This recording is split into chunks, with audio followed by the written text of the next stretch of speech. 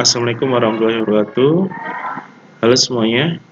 Pada video kali ini saya akan membahas tentang Visual Basic ya atau VBNet. Nah, nanti silahkan bisa mengunjungi website saya dengan alamat aditaarisetiawan023.blogspot.com mengarahkan ke menu pemrograman VB.net. Nah, di pemrograman VB.net ini, untuk video kali ini kita akan masuk ke dalam materi yaitu perulangan ya.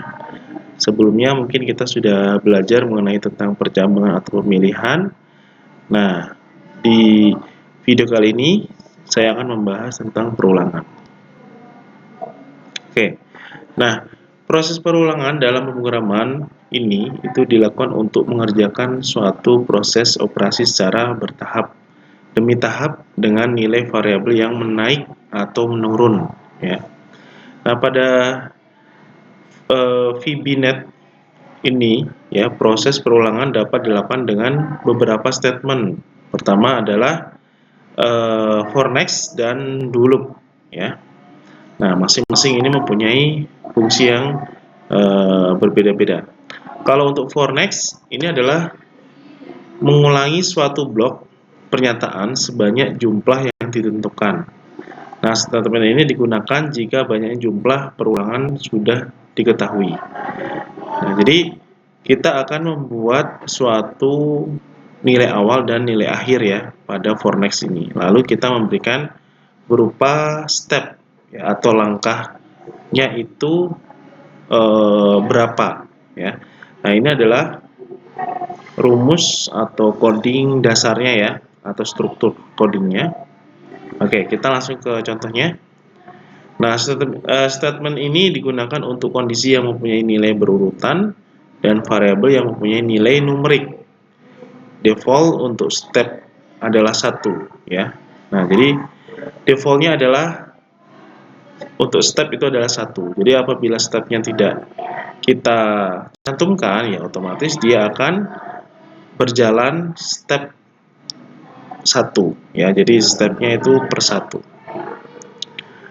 Oke, jadi untuk perulangan dengan urutan menarik 1 ya, menaik 1, nilai step tidak perlu ditulis ya. Jadi kalau sama mau naik berupa step 1 tidak perlu ditulis. Sedangkan untuk perulangan menurun, nilai awal lebih dari nilai akhir ya. Nilai step diawali dengan tanda minus. Jadi apabila ini ya. Nah, contohnya ingin di sini ya, ingin mencetak angka 1 sampai 10 gitu kan. Nah, contohnya ini ya. For i sama dengan 10 to 1 step minus 1. Nah, artinya di sini kita akan menampilkan angka ya, berupa angka dari 10 sampai 1 ya. 10 to 1 ya kan. Nanti akan ada batasannya. Ini adalah awal nilainya, ini adalah akhir nilainya. Lalu stepnya adalah 1. Jadi nanti langkahnya adalah 1 per 1 ya. 10, 9, 8, terus 7 ya, 6, 5, 4, 3, 2, 1. Nah, seperti itu untuk langkahnya ya. Stepnya adalah 1. Kalau 2 berarti loncatnya 2 kali ya. Berarti 10, 8, 6, 4 ya, 2. Nah, seperti itu ya kalau stepnya 2. Nah, untuk mencetak angka 1 sampai 10 secara berurutan pada objek listbox dapat dilakukan dengan memberi listing program sebagai berikut. Nah, jadi ini contohnya ya, for i sama dengan 1 to 10. Nah, berarti awalnya adalah 1 ke 10. Nah, nanti akan berurutan hasilnya ya, 1, 2, 3 dan seterusnya sampai 10 untuk batasnya. Itu yang ditampilkan ya. Nah, selanjutnya yang dulu statement ini mengulang blok statement bila kondisi benar atau sampai kondisi menjadi benar. Nah, jadi dia akan terus mengulang sampai kondisinya itu menjadi benar ya. Nah, selanjutnya statement ini memiliki dua buah bentuk logika ya. Jadi do loop itu menjadi dua logika. Pertama adalah statement do loop will, ya will. Nah, statement ini akan mengerjakan pernyataan dalam block statement ketika kondisi bernilai benar. Nah, jika kondisinya bernilai benar terus, dia akan terus mengulang ya, tanpa henti, dan akan berhenti ketika kondisi sudah bernilai salah. Jadi setiap kita memberikan suatu statement itu benar ya, maka dia akan terus menerus untuk mengulang sampai benar-benar berhenti di suatu kondisi yang salah ya. Nah, ini adalah strukturnya ya. Nah, contohnya ini. Untuk mencetak angka 1 sampai 10 secara berurutan pada list box dapat dilakukan dengan memberi listing sebagai berikut ya. Jadi i, variabel i sama dengan 1. Do will i. Nah, berarti yang 1 ya. Nah, tadi kan statementnya itu jika bernilai benar kan. Nah, jadi dia akan memulai dari angka 1 ya kan, karena nilai awalnya adalah i ya, angka 1. Ini 1 ya. Untuk variabel i itu menyimpan angka 1. Nah, 1 lalu di sini ada kurang dari sama dengan 10. Artinya di sini angka yang di belakang 10 itu berarti kan 1, 2, 3 dan sampai 10 ya. Itu kan dia akan terus berjalan apabila nilainya benar kan. Maka dari itu dimulai dari 1, 2, 3, 4, 5, 6, 7, 8, 9 lalu 10 ya, karena di sini ada sama dengan. Ya, berhentinya sampai 10. Kenapa tidak 11? Karena kalau 11 itu bernilai salah, ya kan? Kan tidak mungkin ya, kurang dari sama dengan 10 itu di dalamnya itu ada 11 ya. Pasti di bawahnya 10. Ya, nah angka itu yang bernilai benar.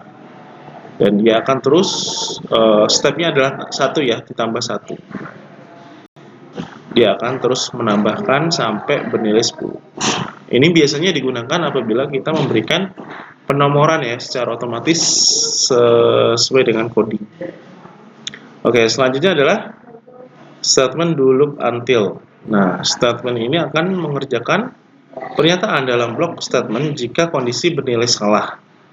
Akan berhenti ketika kondisi mencapai nilai benar. Nah, ini kebalikan ya dengan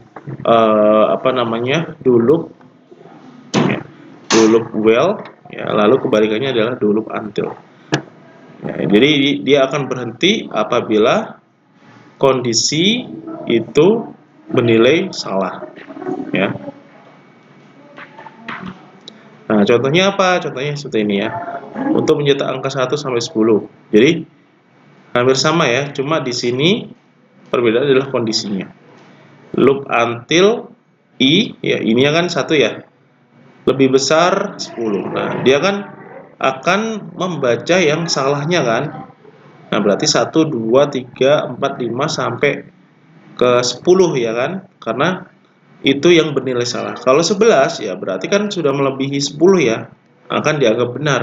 Maka dari itu nanti yang muncul adalah 1 sampai 10 saja ya. Seperti itu. Oke, itu untuk pengertian ya antara do loop until sama do loop well ya. Nah, selanjutnya di sini ada beberapa latihan ya. Pertama adalah di sini nanti kita akan menuliskan sebuah tulisan teks lalu jumlah perulangan berapa. Nah, setelah itu kita proses, nanti akan memunculkan hasilnya, yaitu berapa teks yang akan dimunculkan setiap di perulangannya. Nah, nanti akan muncul di sini ya. Nah, codingnya ini ya.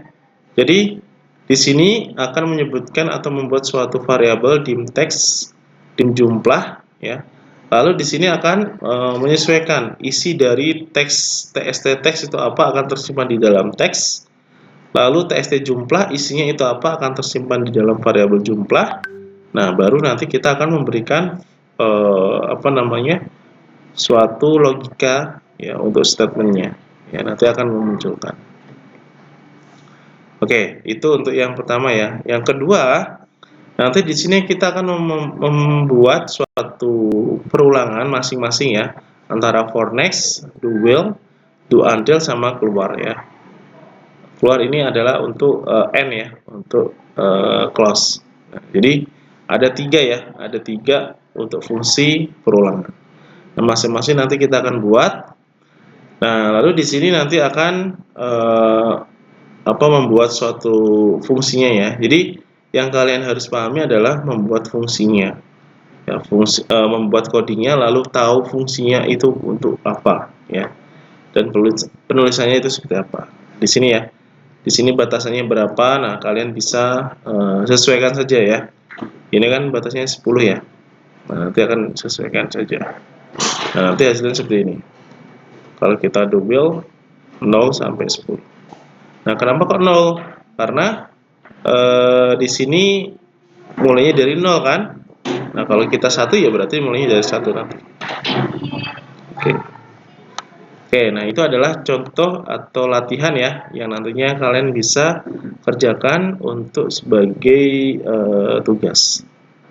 Baik, itu saja yang saya sampaikan ya. Nanti apabila ada pertanyaan silahkan bisa ditanyakan secara langsung. Terima kasih. Saya akhiri. Wassalamualaikum warahmatullahi wabarakatuh.